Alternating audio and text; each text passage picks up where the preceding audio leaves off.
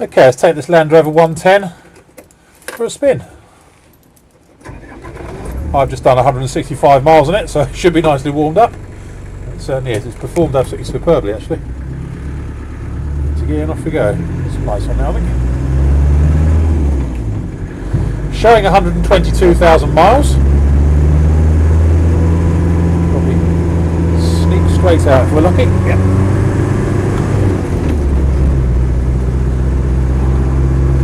It's a 2.5 diesel version. Starts on the button, no misfiring, hesitancy or overheating. Temperature gauge is sitting just below the halfway point now. Obviously we're going up a steep hill, so we're not going especially quickly. It is a landy after all, but oddly enough for a 110 this has got quite a decent turn of speed to it.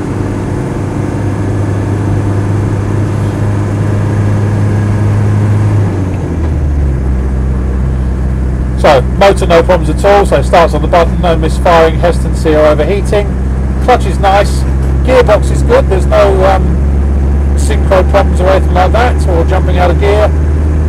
Feels quite nice. The whole drivetrain is nice and quiet really all round. All you have got is a bit of backlash if you let the clutch in, clutch out, whichever it is, violently from a standing start. You do get a bit of backlash in the transmission, but not uncommon on these, and that's really about it. Track's nice and straight, no problems there. It's just the road's bending, not the car. But I've checked it on the motorway and it's been absolutely spot on. As you can see here, it's not veering to one side or another, it's absolutely fine. And it's just very untemperamental, this one. Fans all work. Brakes nicely in a straight line, no problems there.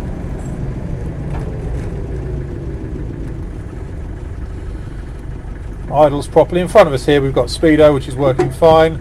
Fuel gauge and the fuel warning light does work.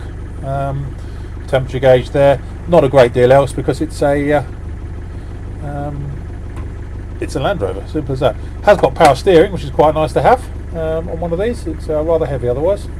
And obviously you've got permanent four-wheel drive, being a 110 with the low and high ratios and the diff locks and everything.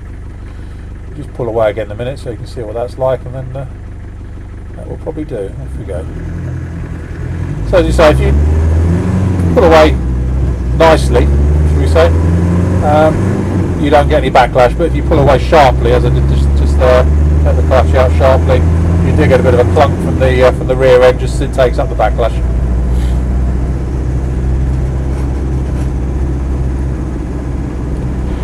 There's no rattles, squeaks or other bumps, groans or expensive noises that it makes at all.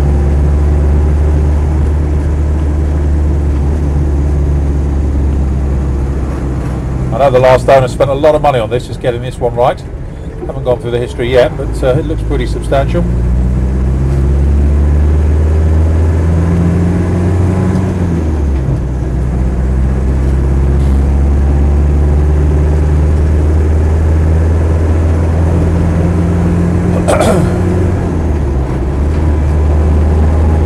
But overall, a nice one.